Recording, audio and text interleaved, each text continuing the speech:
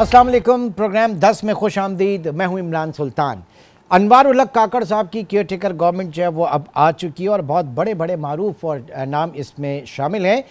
बहुत बड़े चैलेंजेस भी यकीनन उनको दरपेश होंगे। अब इलेक्शन कमीशन ने आज कह दिया है कि 90 दिन के अंदर इलेक्शन नहीं हो सकते क्योंकि नई मरदमशुमारी के तहत हल्का बंदियाँ होनी है। सवाल अब ये पैदा हो रहा है कि ये वाकई 90 दिन से कितना ऊपर जा सकते हैं। It's $1 million question. लेकिन इस बीच में जो सबसे बड़ा इस वक्त मसला दरपेश है वो पाकिस्तान की इक़्तिसादी और मुआशी हालात को लेकर है। जिस तरीके से डॉलर इस वक्त ट्रिपल सेंचुरी कर चुका और ऑयल प्राइसेस भी, पेट्रोल भी तकरीबन ट्रिपल सेंचुरी के पास पहुंच गया, ये हालात जो है न सिर्फ पाकिस्तान की आवाम बल्कि पाकिस्तान की सनतों और सनतकारों के लिए इंतहाई पेचीदा सूरत हाल है। आज के प्रोग्राम में इन तमाम चीज़ों का हम जायज़ा लेंगे। सबसे पहले रुख करेंगे कराची चैम्बर ऑफ कॉमर्स का, जिसके सदर तारिक यूसुफ साहब इस वक्त हमारे साथ प्रोग्राम में मौजूद हैं। बहुत शुक्रिया जी आपके वक्त का। सबसे पहले 295 का डॉलर, 290 रुपये पेट्रोल, बिजली और गैस महंगी, पानी नापैद। ये बताइए सनतें और सनतकार किस हाल में इस वक्त? इस वक्त शदीद दबाव का शिकार डॉलर की वैल्यू और साथ साथ उसकी अवेलेबिलिटी एक दफा, साथ साथ गैस की शॉर्ट, पेट्रोल की बढ़ती समझ में नहीं आ। मैं ये समझ गवर्नमेंट जो है ये भी टारगेट कर रही है कि चीज़ों के ऊपर लागू जो टैक्सेस हैं उनको और बढ़ा दिया जाए और लोगों से टैक्स की तरह से वसूल की जाए। इसका एक दूसरा ये भी हो सकता है कि हम अपनी कारोबारी एक्टिविटीज बढ़ा दें, और कारोबारी एक्टिविटीज जब बढ़ेगी तो तमाम वो टैक्सेस जैसे कि income tax, customs, sales tax और दीगर टैक्स वो खुद ब खुद एक्टिविटी के साथ रिलेटेड हैं। अगर हम कारोबारी एक्टिविटीज की तरफ तवज्जो नहीं देंगे तो उस सूरत में महासिल आने ऑटोमेटिकली कम हो जाएंगे, एक्सपोर्ट्स कम हो जाएंगी, डॉलर की शॉर्टेज बढ़ती चली जाएगी। अगर खाली दाम बढ़ाने से ही और टैक्सेस लगा देने से ही गुजारा हो सकता है तो मेरा ख्याल है कि ये एक शायद प्रैक्टिकल सोल्यूशन नहीं है। नहीं, लेकिन प्रोडक्शन आप कैसे बढ़ाएंगे जब इनपुट कॉस्ट आपकी बढ़ गई है? प्रोडक्शन आप कैसे बढ़ाएंगे? फिर आपकी चीजें जो है वो कॉम्पिटिटिव नहीं है इंटरनेशनल मार्केट्स में due to the increment of cost of production जो बढ़ गई है इसकी वजह से, तो कैसे आप करेंगे इसे? मैं बताते बार ये बात कह चुका हूं कि हफ्ते में 2 दिन गैस की बंदिश। हफ्ते में 2 दिन बंद होने का मतलब ये होता है कि हमने हर हफ्ते 30% प्रोडक्शन लॉस किया इंस्टॉल्ड कैपेसिटी का। हमारे ओवरहेड्स 30% ज्यादा हो गए। उसके बाद रॉ मटेरियल की शॉर्टेज, लो प्रेशर्स, और अब आवाजें आनी शुरू हो गई हैं, कुछ लोगों को बिजली के बिल भी आने शुरू हो गए हैं और इस महीने शायद बिजली के बिल जो है वो 50 रुपए से ऊपर आ रहे हैं। इस सूरत हाल में हमारी कॉम्पिटिटिवनेस, हमारी कॉस्ट ऑफ डूइंग की वजह से बिल्कुल नामुमकिन हो जाएगी। मैं समझता हूं कि ऑलरेडी फैक्ट्रियां बंद होनी शुरू हो गई हैं और अगर यही रिवाज, यही टेंडेंसी रही और इसी तरह डाउन साइजिंग होती रही तो जो हमारी 28 बिलियन डॉलर की एक्सपोर्ट है जो हर महीने तकरीबन 10% के हिसाब से गिर रही है, मुझे नहीं लगता कि हम अपने टारगेट्स पूरे कर पाएंगे और आने वाले वक्त में एक माशी बहरान जो है वो और सिवियरिटी के साथ सामने आएगा। अच्छा, अब ये बताइए कि केयर टेकर सेटअप जो है इसमें बहुत बड़े बड़े मारूफ प्रोफेशनल्स हैं और टेक्नोक्रेट्स हैं। आप समझते हैं कि ये हालात संभाल पाएंगे? इनके पास इतना स्कोप होगा, इतना इनको मौका मिलेगा? और अगर नहीं मिलेगा तो फिर क्या होगा? देखिए, इस वक्त जो इंटरिम गवर्नमेंट आई है उसके अंदर बड़े टेक्नोक्रेट्स हैं, बड़े काबिल लोग हैं, लेकिन सवाल ये है कि जो बहरान है वो 1-2 दिन में तो कोई पॉलिसी सामने नहीं आएगी। अगर कोई ऐसी पॉलिसी सामने आती है जिससे मईशत का पहिया चल सके, जिससे एक्सपोर्ट्स बढ़ सके, तो यकीनन वो कोई हल निकालने में कामयाब होंगे। लेकिन अगर ये सूरत हाल पैदा नहीं होती कि हम अपनी प्रोडक्टिविटी और कॉस्ट इफेक्टिवनेस में कामयाब नहीं होते तो फिर तो आई थिंक एक्सपोर्ट जब भी मैं समझता हूँ अपने रिजल्ट देने में कामयाब होता है जब सब चीजें जो हैं आपके लिए फेवरेबल हो जाए। ठीक है। अच्छा, अब जाहिर है कि आईएमएफ का जो एक प्रोग्राम है इस वक्त, इस्लाहाती रिफॉर्म प्रोग्राम जो है, वो उसकी वजह से बहुत सारी पेचीदगियां हैं, बहुत बड़े मसाइल इस वक्त पाकिस्तान की आवाम को सहने मिल रहे हैं। तो ऐसी बीच की क्या राह हो सकती है कि आईएमएफ प्रोग्राम भी चलता रहे और उसके साथ साथ जो है ये रिफॉर्म प्रोसेस के साथ साथ आवाम को हकीकतन कोई रिलीफ भी मिले? देखिए, आईएमएफ के प्रोग्राम्स यकीनन हमारे सामने एक बहुत सख्त सूरत हाल में सामने आया है, लेकिन क्या ये यहाँ पर रुक जाएगा या it will still continue like this कि डॉलर भी बढ़ता रहे, पेट्रोल के दाम भी बढ़ते रहे, बिजली भी महंगी होती रहे? तो अगर उस प्रोग्राम की कोई अब लिमिट हम तक कम्युनिकेट नहीं होती कि जी now this is the point कि हम इससे आगे नहीं जाएंगे, तो ठीक है। लेकिन अगर ये रोजाना का एक 15वें दिन 12वें दिन दाम बढ़ने का रुझान रहेगा यूटिलिटीज का, तो बड़ा मुश्किल हो जाएगा। कराची में इस वक्त गैस की बड़ी सीरियस क्राइसिस है, इवन अब तो डोमेस्टिक एरियाज में भी गैस की शॉर्टेज हो गई है। 2-2 दिन के हमें ये हिदायत की गई है कि आप अपनी प्रोडक्शन कर्टेल कर दें गैस कंजम्पशन की। हाउ कैन मैंने मतलब ये आप खुद गौर करें कि किस तरह से ये पैसे जनरेट होंगे, कैसे मुल्क के अंदर पैसा आएगा अगर हम काम ही नहीं करेंगे। तो अगर हमारी पैदावारी सलाहियत जो है उसके ऊपर कर्ज आ जाएंगे तो मुल्क तरक्की कैसे, आप कैसे कहते हैं एक मुल्क तरक्की कर रहा है अगर उसकी पैदावारी सलाहियत जो है उस पर कर्ज लग जाए? ठीक, बहुत बहुत शुक्रिया, बहुत शुक्रिया। तारिक यूसुफ साहब, चैम्बर ऑफ कॉमर्स इंडस्ट्री, हमारे साथ मौजूद थे और मौजूदा सूरत हाल में जो बीच की राह जो भी हो सकती है उनके बकौल कि अगर हम अपनी प्रोडक्शन को बढ़ा दें और उस प्रोडक्शन को बढ़ाने के हवाले से यकीनी तौर से हुकूमत को यहाँ पर फैसिलिटेट करना पड़ेगा। This is the only way कि जिससे हमारी प्रोडक्शन भी बढ़े और रेवेन्यू कलेक्शन जो है वो भी बेहतर हो। सवालात का सिलसिला आगे बढ़ाते हैं और इस वक्त हमें ज्वाइन किया है अशफाक तोला साहब ने। और इस वक्त सूरत हाल ये है कि शहबाज शरीफ हुकूमत जो कि जाते जाते कह के गई थी कि हम तमाम मुश्किलात जो हैं मुश्किल दौर से निकल चुके हैं और मुल्क को डिफ़ॉल्ट होने से बचा लिया, लेकिन अब जो आदाद-ओ-शुमार हमारे सामने आ रहे हैं वो ये कि 3.5 साल में पीटीआई हुकूमत ने जितना कर्जा लिया विच वॉज अराउंड 18,100 अरब रुपए, उससे ज़्यादा कर्जा खुद पीडीएम हुकूमत ने 15 माह के अंदर ले लिया है। ये आदात जो है हमारे सामने इस वक्त है और एक दौड़ लगी हुई है कर्जा लेने की और उसमें पीडीएम हुकूमत जो है इसने मात दिया है। अब इस कर्ज़ों के बोझ तले जो हुकूमत पाकिस्तान है, जो अवाम है पाकिस्तान की, वो कहाँ उनको सांस मिल सकता है? अशफाक तोला साहब हमारे साथ मौजूद हैं इस वक्त। आप माहिर मुआशियात हैं, एडवाइज़र भी रहे हैं पिछली हुकूमत में। तोला साहब, बहुत शुक्रिया आपके वक्त का। सबसे पहले तो ये बताइएगा कि पीडीएम हुकूमत ने मुआशी इस्तेहकाम के हवाले से बड़े दावे किए थे और हकीकत यह है कि जितना कर्जा पीटीआई गवर्नमेंट ने 3.5 साल में नहीं लिया, उससे ज़्यादा कर्जा पीडीएम हुकूमत 15 माह में इस मुल्क के ऊपर लाद चुकी है। तो ये कैसा मुआशी इस्तेहकाम था तोला साहब? बिस्मिल्लाहिर्रहमानिर्रहीम। देखिए, ये जो आप कैलकुलेशन जो भी होती है वो उसमें एक बहुत बड़ा अंसर होता है करेंसी की डिवैल्यूएशन का।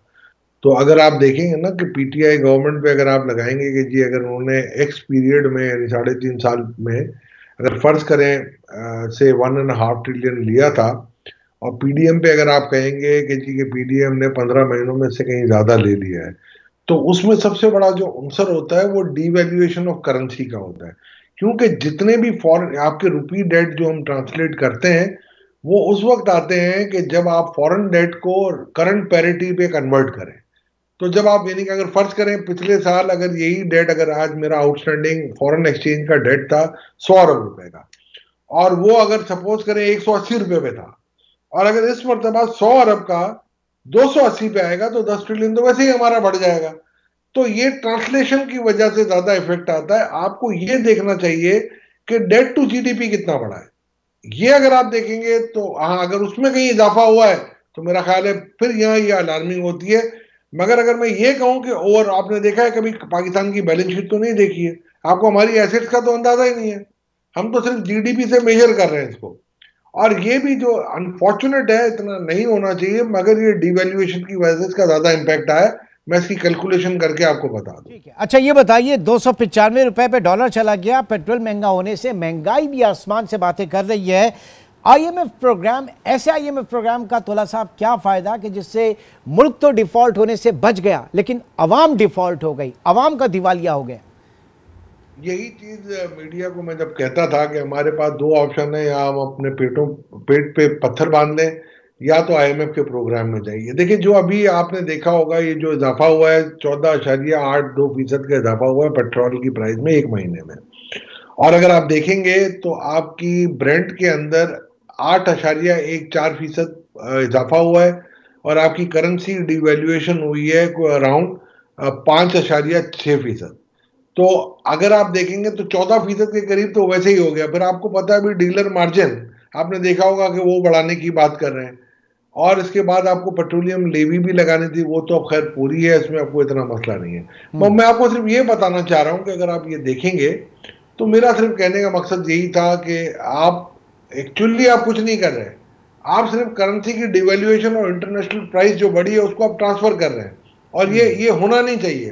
बिकॉज के आपके लोगों का इतना परचेजिंग पावर नहीं है कि वो उस चीज को बर्दाश्त कर सकेंगे, और यही वजह है कि महंगाई का तूफान पूरी दुनिया में भी है और हमारे यहाँ कुछ ज्यादा है। हमारे यहाँ सबसे बड़ा ज्यादा होने की वजह यही है कि हमारे पास रुपये का डिवैल्यूएशन बहुत ज्यादा है, और हम ये नहीं समझ रहे को संभाल सकेंगे। ओके, और हम संभाल भी नहीं पा रहे। अब जरा ये केयरटेकर गवर्नमेंट के ऊपर आ जाइए। ये जो इतने बड़े बड़े चैलेंजेस मुंह खोले खड़े हैं, ये इनका मुकाबला कैसे कर पाएगी? और अब तो हालात कुछ ऐसे लग रहे हैं कि खुद पीडीएम हुकूमत इनके लिए बारूदी सुरंगें छोड़कर गई है।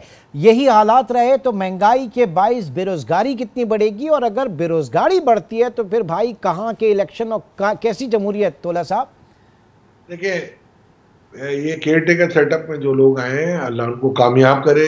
और ये बारूदी सुरंगें अगर आप मुझे आइडेंटिफाई कर दें कौन कौन सी हैं, तो मैं आपको बहुत तफसीलन जवाब दे सकता हूँ। मगर आईएमएफ का मुआहदा अगर आप बारूदी सुरंग कहते हैं, तो मैं समझता हूँ आपको एक काम करना पड़ेगा, आपको टैक्स टू जीडीपी बढ़ाना पड़ेगा।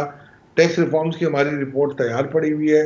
जिस वक्त केयरटेकर सेटअप ने बुलाया, जो हम लोग अभी कमीशन डी नोटिफाई हो चुका है। अगर ये मुल्क की अमानत है जो मेरी सरबराही में मेरी एक बहुत बड़ी प्रोफेशनल टीम ने, जिसमें 50 से ज्यादा प्रोफेशनल थे, उन्होंने ये बनाई है। और हमने जो इंटरिम रिपोर्ट भी दी थी, वो गुनागो वजूहात की बुनियाद पर हुकूमत ने इसको अडॉप्ट नहीं किया। उसमें भी 2.5 से 3 ट्रिलियन के नए रिसोर्सेज हैं। और मैं ये समझता हूँ अगर पाकिस्तान में अगर वो निज़ाम अगर हम इस तरीके से चलाएंगे और डायरेक्ट टैक्सेस गरीबों से ना लें और अमीरों से डायरेक्ट टैक्सेस लें, तो मेरा ख्याल है ये टैक्स रिफॉर्म आपको करने ज़रूरी है, ताकि आप कम से कम बोझ गरीब डालें। दूसरी तरफ आपको कोशिश ये करनी होगी कि बेनज़ीर इनकम सपोर्ट में जो स्टाइपेंड है, जो अनप्रोटेक्टेड लोग हैं या जो बिलो पॉवर्टी लाइन रहते हैं, उनका जो वजीफा ऑनरेरिया या स्टाइपेंड है उसको डबल करना पड़ेगा। अच्छा, लेकिन सर सारी आपकी तजावीज़ एक तरफ है, लेकिन बजट में हम देखते हैं कि वो हातिम ताई की खबर पर लात मारी गई। इलेक्शन बजट ताजरों को टैक्स नेट में एक बार फिर छूट मिली, वो टैक्स नेट में नहीं आए। रियल इस्टेट सेक्टर को बड़ा रिलीफ मिला। ये जो असल काम करने वाले थे आपके मुआशी इस्तेहकाम के लिए, वो तो किए नहीं गए हुकूमत में। कोई कंप्रोमाइज नहीं हुआ। या हमारी टैक्स रिफॉर्म्स की इंटरिम रिपोर्ट पढ़ लें, इसमें हमने कहा है कि आप ताजरों को अगर लेने जाएंगे, आपकी इतनी एफबीआर की कैपेसिटी नहीं है। 76 लाख टैक्स एनटीएन होल्डर है, 36 लाख लोग टैक्स रिटर्न भरते हैं, 40 लाख तो भर ही नहीं रहे। तो मुझे सिर्फ ये बताया ना, आप किस तरीके से इन्फोर्स करेंगे। ताजरों के लिए हमने ये कहा था कि उनकी परचेज साइड पे 1% आप उनसे ले लें, जहां से वो परचेज कर रहे हैं, चाहे मैन्युफैक्चरर है चाहे इंपोर्टर है। उस तहत मेरे हिसाब से 300 अरब से ज्यादा आप टैक्स वसूल कर सकते थे। मगर मुझे नहीं समझ पड़ी एफबीआर की क्या मंतक थी या पॉलिसी मेकर्स का क्या था, या उस रिपोर्ट को वो मेरा ख्याल है समझ नहीं पाए, या हम समझा नहीं पाए, या ऐसी कोई चीज हो गई कि जहां पर ये चले कहीं ना कहीं तो प्रॉब्लम आई है। अब ये देखते हैं कि इसके असरात क्या होंगे। बहुत बहुत शुक्रिया। साबिक वज़ीर मुमलिकत अशफाक तोला साहब हमारे साथ मौजूद है। प्रोग्राम जारी है। ब्रेक के बाद फराज आबिद लाखानी साहब हमारे साथ मौजूद होंगे। ज़रा उनसे भी इस पूरे मामले के ऊपर गुफ्तगू करेंगे। एक छोटे से ब्रेक के बाद दोबारा मिलते हैं।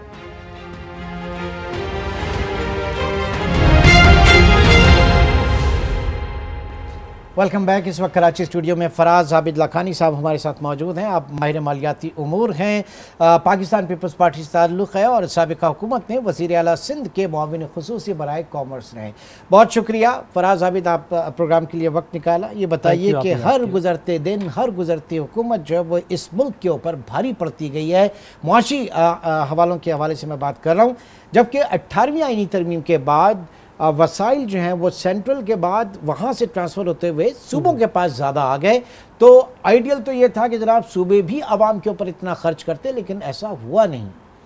देखिए, मैं जो समझता हूँ, अगर मैं पाकिस्तान पीपल्स पार्टी की बात करूँ तो पाकिस्तान पीपल्स पार्टी मैंने लास्ट दौरे हुकूमत में बहुत सारे काम किए, खाली एक नहीं। चाहे वो हेल्थ सेक्टर में लें, चाहे वो आप हमारे काम फ्लड विक्टिम्स के लिए लें, चाहे वो हमारे काम आप बस सर्विसेज पे लें, इन सब जगहों पे काम किया। हेल्थ सेक्टर में तो मुझे बताने की ज़रूरत नहीं है, मैं यहाँ तक कहना चाहूँगा कि जो पोजीशन बेंचेस पे जो लोग बैठे थे उन्होंने भी तारीफ़ें की। ठीक है, इसमें कोई शक नहीं कि हेल्थ केयर सेक्टर में सिंध में बहुत काम हुआ। और free, it's not only for Sindh, ये खाली सिंध के लिए नहीं है, सिंध के आवाम, पूरे पाकिस्तान की आवाम। But what about education, what about? अब आपने बात की जो मेरा फेवरेट सब्जेक्ट है, जिसके बारे में मैंने तजवीज़ भी दी है, सीएम साहब को भी मैंने गुजारिश की थी और आने वाले वक्तों में भी गुजारिश करता रहूँगा। देखिए, मैं समझता हूँ बहुत ज़्यादा रिफॉर्म्स की ज़रूरत है एजुकेशन सेक्टर में। एजुकेशन सेक्टर वो वाहिद एरिया है जिधर पाकिस्तान पीपल्स पार्टी को काम करने की ज़रूरत है और हम करेंगे, हम कर रहे हैं। हमने पहले भी करके दिखाया और आगे भी करेंगे। जिस तरह हमने बस सर्विसेज का आपने इफ्तिताह देखा, डिफरेंट काइंड्स ऑफ बसेस आप देखें, पिंक बस सर्विस आ गई, दूसरी ऑरेंज लाइन आ रही है, मतलब बहुत सारी बस सर्विसेज हमने, ईवी बस, इलेक्ट्रिक बसेस आ गई। तो ये सारी बसेस आई ना, रूट पे आई और लोगों को इससे मुस्तफ़ीद तो हो रहे हैं सब लोग। तो मैं ये समझता हूँ कि जो डेवलपमेंट का काम भी आप देखें, गुलिस्तानी जौहर पे अंडरपास बन रहा है, बड़ा स्पीड में बन रहा है। फिर आप देखें वो मलीर बाईपास बनाया जो ना हैवी ट्रैफिक के लिए भी अवेलेबल होगा, इंशाल्लाह थोड़े अरसे में खुल जाएगा।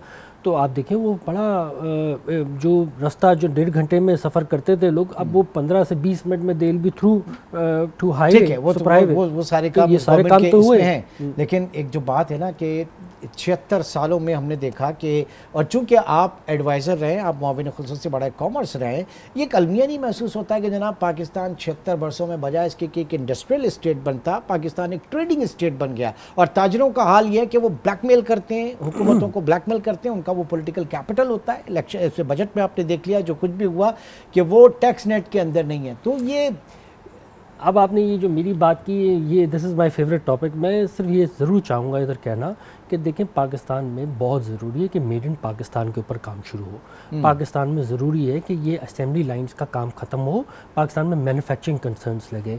अब आप देखें, एक सेक्टर नहीं है ये जो आपने इसको ताजरों का कहा, छोटे छोटे डिफरेंट काइंड्स ऑफ माफिया हर जगह पे हैं। आप शायद शुगर देखें, सीमेंट देखें, ऑटो इंडस्ट्री देखें, रियल एस्टेट देखें, हर सेक्टर उठा लें।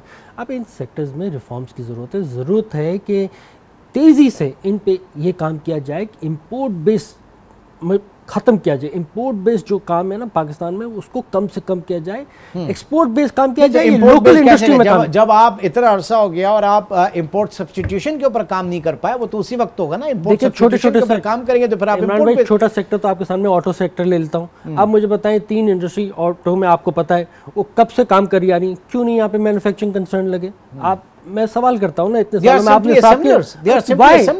व्हाई वन दे टोल्ड कि भाई तुम अपनी प्रोडक्शन लाइन लगाओ यहाँ पे इस मुल्क में। अब दे हैव मेड मनी, ऐसा तो नहीं है। यही 3 ग्रुप्स ने जो भी है, व्हाट्सएवर 3 कंपनीज, तो they should have told, they should have guided. ये गवर्नमेंट को गाइड करना चाहिए था। मैं तो कहता हूँ, काहिल हूँ उस बात पे कि गाइड करना चाहिए। इसके अलावा मैं कहूँगा सारे सेक्टर्स में काम करने की जरूरत है। हर जगह पे मेड इन पाकिस्तान की बात की, तो इसका मतलब है आप बात कर रहे हैं कि आप अपनी डोमेस्टिक इकोनॉमी को उठाइए। डोमेस्टिक इकोनॉमी आपकी उस वक्त उठेगी जब आपकी इनपुट कॉस्ट सस्ती होगी, जब आपका इंटरेस्ट रेट जो इस वक्त 22% के ऊपर है और कमर्शियल के ऊपर चले जाएं तो 30-35% के ऊपर है। ये चीज़ें फिर मतलब हम जब बात करते हैं कि महंगाई बहुत है और हम उसको एग्रीगेट डिमांड कर्टेल करने के लिए इंटरेस्ट रेट बढ़ा देते थे। आपका मसला डिमांड साइड का नहीं है, आपका मसला सप्लाई साइड का है। ये क्यों नहीं देखते लोग? देखिए, अब आपने बात की कि ये जो महंगी यूटिलिटीज़ के ऊपर है। अब मैं आपको सबसे पहले बताऊं, आप मुझे बताएं, महंगे बिजली घर के एग्रीमेंट्स पुरानी हुकूमतों ने किए हुए, क्यों किए हुए? रिटायर करो, सस्ती बिजली बनाओ। क्या बांग्लादेश नहीं बना रहा? कितने रुपए पर फी नहीं, यूनिट है? सिंध 16-17 का जो रुपए कोल है, सिंध का जो कोल निकल रहा है उससे पीपल्स पार्टी सस्ती बिजली दे रही है, बना रही है। वो तो आप पता है, प्लांट लगा हुआ है, आपको भी पता है, मुझे हम सबको नहीं, पता है। उसका प्लांट लगा हुआ है, नेशनल उसमें ग्रिड में ऐड तो हो रहा है, कितनी सस्ती मिल रही है। वही तो बात है, इट्स अ कोलैबोरेटिव थिंग। बाकी सारी बिजली घरों का रेट सब शामिल करके रेट बना रहे हैं। मैं वही कह रहा हूँ, महंगी बिजली रिटायर करें। आईपीपीज के एग्रीमेंट जो महंगे हुए हैं उनको रिटायर किया जाए। अगर उनको रिटायर करेंगे तो सस्ती बिजली, आप कंपैरिजन करें ना, ये जो आप बात करें वही मैं कह रहा हूँ सर। ये जो एग्रीमेंट की आप बात कर रहे हैं, आप हमेशा हम बात करते हैं केएससी और के इलेक्ट्रिक को, आज तक उसका एग्रीमेंट तो कभी आ ही नहीं सका सामने। सिंध गवर्नमेंट ने किया था ना उसका एग्रीमेंट, वो तो मतलब ना आप पार्लियामेंट के सामने लेके जा सकते हैं, ना गवर्नर हाउस लेकर जा सकते हैं। ऐसा क्या है भाई? नहीं, मैं तो कहता हूँ कि इलेक्ट्रिक का एग्रीमेंट क्या, मैं तो अब समझता हूँ तो ओवर हो चुका है। और मैंने तो तरजीह ये देता हूँ कि बाकी भी कंपटीशन होना चाहिए, प्राइवेट सेक्टर को दें, ताकि प्राइवेट सेक्टर ऐसे बिजली के घर लगा सकें और उस पर काम कर सकें, लोगों के लिए आसानी हो। जब तक कंपटीशन नहीं होगा, जब तक कैसे चलेगा? जो कॉम्पिटिटिव ट्रेडिंग थी बिजली की, वो शुरू हो पाकिस्तान में, बहुत जरूरी। अच्छा, ये जो मेरा एनालिसिस ये है कि जनाब, ये जितने भी लोग हैं, चाहे वो पीपल्स पार्टी के लोग हैं, चाहे वो हमारे कायदीन की बात करते हैं, वो बात करते हैं जनाब 6% इकोनॉमिक ग्रोथ पे हम लेकर जा रहे थे, आपको मरवाया इस 6% की इकोनॉमिक ग्रोथ ने। जब आप 6% इकोनॉमिक ग्रोथ की बात करते हैं, आप अपना इंपोर्ट खोलने की बात करते हैं और फिर एक इंपोर्ट बिल आपका बढ़ जाता है, तो हमारे सियासतदान क्यों नहीं समझते? इसमें आपकी लीडरशिप भी शामिल है। देखिए, अगर मेरी बात करेंगे, हमारी पाकिस्तान पीपल्स पार्टी की बात करेंगे, तो मैं बताऊं आपको, हमारे प्रेसिडेंट साहब, को चेयरमैन साहब आसिफ अली ज़रदारी साहब ने कुछ अर्से पहले, आपने बात सुनी होगी, उन्होंने कहा बाकायदा इकोनॉमिक प्लान होना चाहिए जो डेवलप कंट्रीज़ में होता है 30 साल। मकसद ये कहने का है कि उसको आप ऑन गोइंग गवर्नमेंट या आउट गोइंग गवर्नमेंट उसको ख़त्म ना करे, उसको डिमोलिश नहीं कर सकती। वोट की सियासत नहीं हो सकती। पाकिस्तान के लिए सियासत कर लो, इंतशार की सियासत ना करो, ख़राब सियासत ना करो, पाकिस्तान की फेवर में काम करो, पाकिस्तान के लिए काम करो, तब जो है ना ये चीज़ें सीधी होंगी। और देखिए, मिनिस्ट्री ऑफ फाइनेंस का काम ही यही होता है, कि करंट अकाउंट डेफिसिट, और हमारे जैसे मुल्क में तो करंट अकाउंट डेफिसिट हो ही नहीं सकता। मैं तो कहता हूँ इसके आगे जाके बजट भी डेफिसिट नहीं होना चाहिए। अगर ये डेफिसिट ख़त्म हो जाएंगे तो आप देखेंगे पाकिस्तान में खुशहाली आना शुरू हो जाएगी, माशी हालात बेहतर होना शुरू हो जाएंगे। ये बहुत ज़रूरी बेसिक्स हैं। और पाकिस्तान तो इस जगह पे इस वक्त खड़ा हुआ है कि जहाँ बजट डेफिसिट भी हम अफोर्ड नहीं कर सकते। आप देखें तो सही, हमारे यहाँ हर चीज़ के ऊपर काम नहीं कर रहे, उसको बस कारपेट के नीचे दबा रहे। कारपेट के नीचे ना दबाएं, उसको सामने लेके आए, लोगों के लिए करें। इस वक्त जो केयर टेकर सेटअप आया, बड़े बड़े मारूफ नाम इसमें शामिल हैं, बड़े प्रोफेशनल्स हैं। ये बताइए कि कितनी आपको उम्मीद है इनसे, इनको स्पेस मिल सकी? क्योंकि एक तो उसका एक, जब केयर टेकर कॉन्टेक्स्ट की बात करते हैं तो महदूद मुद्दत होती है, इख्तियारात भी महदूद होते हैं। अगर ये डिलीवर नहीं कर पाए तो ये जितने भी इंटेग्रिटी के लोग हैं, इनके ऊपर सवाल उठेंगे। तो ऐसे में कौन आएगा इस मुल्क को सर्व करने प्रोफेशनल?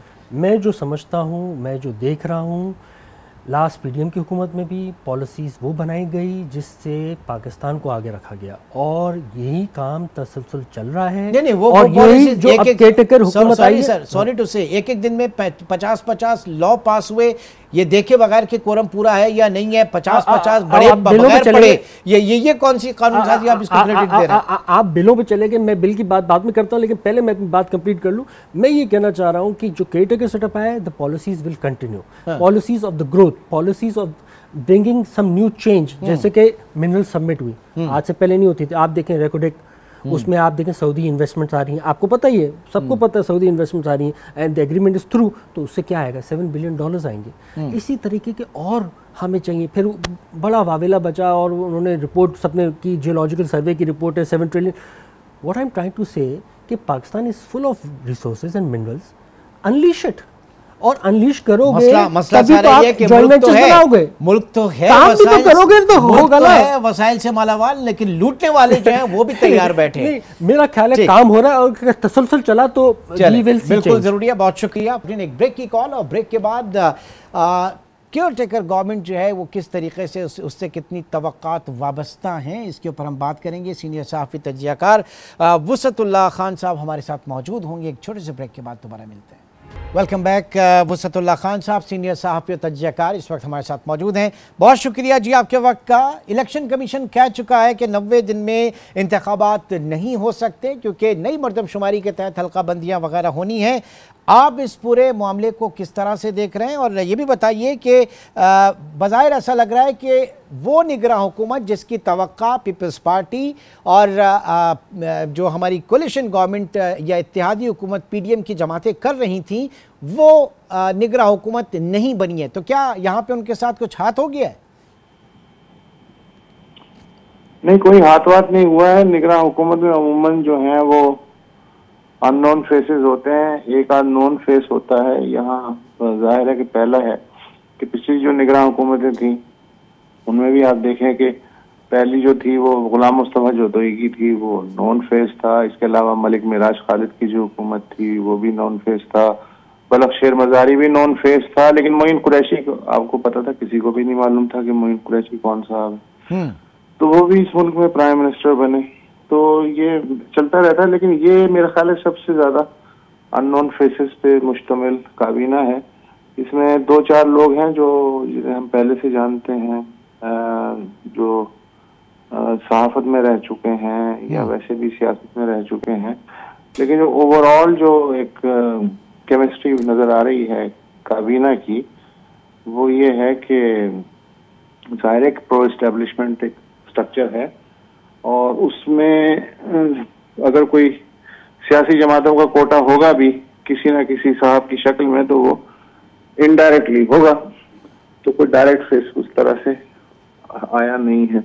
अच्छा। और इसमें जाहिर है कि अगर आप ऑफ द रिकॉर्ड इन लोगों से बात करें ट्रेडिशनल पार्टी से, तो वो भी अनसर्टेन है कि आगे चल के क्या होने वाला है। उसकी वजह यह है कि पिछली जो पार्लियामेंट थी उसने अपने हाथ पैर खुद ही काट लिए। सारे के सारे जो भी कवानीन जो पास होने थे, जो एक ड्रीम सीक्वेंस थी, वो सारी की सारी क्लियर हो गई। तो अब उनके पास खुद भी कोई इस तरह का पत्ता नहीं है जिसकी बुनियाद पे वो खेल सके। अच्छा। लेकिन नुकसान इसका ये होगा कि अगर फर्ज करें ये इस पे, तो सब लोग ज़हनी तौर पे तैयार हैं कि फरवरी मार्च से पहले इलेक्शन नहीं होते। लेकिन अगर फरवरी मार्च से आगे काम जाता है तो फिर एक बेचैनी जो है उसकी ब्रोइंग शुरू होगी। मैं ये बताइएगा कि इस वक्त जो केयर टेकर सेटअप में लोग हैं, बहुत ही हाई इंटेग्रिटी के लोग इसमें शामिल हैं। एक तो बहुत महदूद स्कोप होता है इसका और फिर मुद्दत भी महदूद होती है। ये अगर डिलीवर ना कर पाए, इनसे कितनी तवक्कात हैं, और अगर ये डिलीवर ना कर पाए तो इनके नेक नामी पे, इनकी शोहरत के ऊपर हर्फ आएगा। तो इन हालात में आइंदा भी चल के कौन आएगा पाकिस्तान को सर्व करने हाई इंटेग्रिटी के लोग? एक तो मुझे ये इस तरह की सुपरलेटिव जुबान नहीं आती कि हाई इंटीग्रिटी के या लो इंटीग्रिटी के लोग, मतलब लोग हैं। देखना ये पड़ेगा कि कारोबार हुकूमत वो किस तरह से चलाते हैं। अगर तो ठीक चल रहा है तो ठीक है, और अगर नहीं चल रहा तो फिर जाहिर है कि उस बात हो सकती है। तो अभी से अगर खानों में बंद कर दिया जाए कि फला उस लेवल पे, फला उस लेवल पे, तो मेरा ख्याल ये कबल वक्त बात होगी। आप पर्सनली क्या देख रहे हैं सर? 2024 आप देख रहे हैं इलेक्शन ईयर फिर होना तो चाहिए बिल्कुल। मतलब आज की तारीख में तो ऐसा ही, इतनी उम्मीद है कि होना चाहिए। लेकिन यू नेवर नो कि पाकिस्तान में जो है चीजें किस तरह टर्न करती हैं। ठीक है, एक बहुत बड़ा सवालिया निशान है पाकिस्तान में चीज़ें कब एक ड्रामाई मोड़ इख्तियार कर जाएं। बहुत शुक्रिया खान साहब हमारे साथ मौजूद थे। जी लखानी साहब, एक बार फिर आपकी तरफ, और अब बताइए कि मजमूई तौर पे आपको लग रहा है कि अब ये जो फियर ऑफ अननोन है सियासी जमातों के, उसमें ये ख़त्म होना चाहिए, ये क्या? देखिए, मैं आपको पहले भी बताया, इस वक्त अस्करी क़यादत भी, इस्टेब्लिशमेंट जिसको आप कहते हैं, पॉलिटिकल पार्टीज़ और ये टेकर, एवरीवन, सब लोग यही चाहते हैं कि पाकिस्तान की ग्रोथ हो। इस वक्त जो डिसीजन मेकिंग हो रही है हर लेवल पे, वो पाकिस्तान की फेवर में हो रही है, क्योंकि पाकिस्तान में पिछले जो 3.25 साल गुजरे एक हुकूमत के, उसमें इंतशार के अलावा कुछ नहीं किया। उसने कोई 15 साल पीछे चले गए। मेरे हिसाब में अब जो काम हो रहा है वो कंसेंसस से काम हो रहा है और ग्रोथ की तरफ काम होगा। जहाँ की बात महंगाई की बात की, आप दुनिया भर की महंगाई देखें, पाकिस्तान में भी महंगाई है। जाहिर सी बात है पाकिस्तान में गलत डिसीजन मेकिंग हुई है पहले, तो उसकी वजह से महंगाई ना, हर कोई कहता था कि यार मुश्किल फैसला है, हमें कड़वा घूंट पीना पड़ेगा, अवाम क्या करे? यार मैं I also strongly believe this कि यस ये मुश्किल वक्त है, मुश्किल वक्त से हम सब गुजर रहे हैं, लेकिन इस वक्त राइट डिसीजन मेकिंग लाजमी है और राइट डिसीजन मेकिंग हो रही है। रेवेन्यू के बढ़ाई जा रही हैं, रेवेन्यूज़ बढ़ेंगे तो उससे क्या फ़ायदा होगा?